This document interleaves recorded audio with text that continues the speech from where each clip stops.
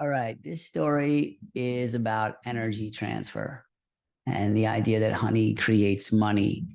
And this is something I'm demonstrating throughout Project Honeylight on the regenerative business model.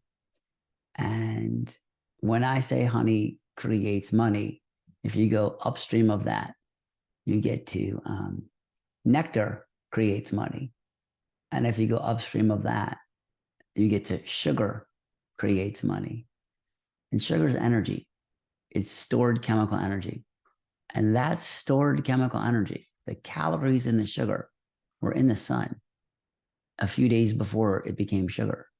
It takes 8 minutes and 20 seconds for the energy from the sun to make it to Earth. And when it strikes the Earth, a small percentage of it is converted into sugar. And that sugar powers all living things. And it powers this concept called work. There's all kinds of work. There's different kinds of work. So there's nuclear work in the sun, and then what happens is then that nuclear work is radiated to Earth with light, and that's energy. It's not just something you see; it's actually energy. It's heat, and carrying in that light in different wavelengths is the energy from the sun.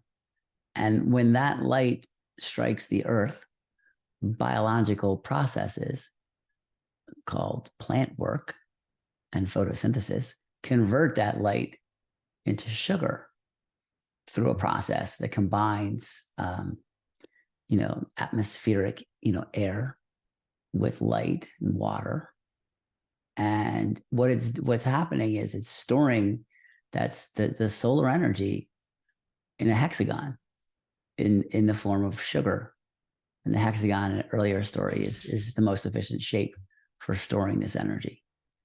And so, and that energy that's stored in plants gets moved around by all living things. When living things eat plants, the energy, the calories that are powering them were in the sun from that sugar.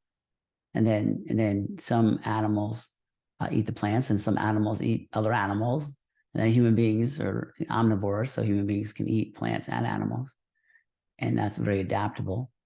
And that allows us to consume this energy and do work. And so in this quick story about energy transfer, where honey creates money, it's that light creates money, and before that, hydrogen atoms create money because it's what's powering our work that we're trading with each other. So demonstrating the idea that honey creates money is the same thing as growing anything and converting it into money. But it's also the same idea as trading money for food.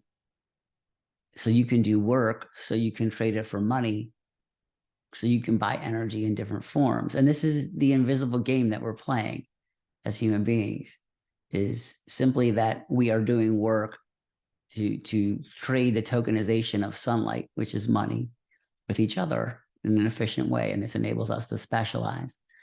And so by explaining like what money is, we could call it honey. If you bought a car with honey, if you bought gasoline with honey, if you bought a house with honey, there'd be a lot more flowers on the planet Earth. And we would be a lot more in tune with this energy source that's powering everything, which is sugar. And the cycles around us and our behaviors as it relates to creating either more habitat and more honey, or less habitat and less honey. And this is part of the invisible game of energy transfer.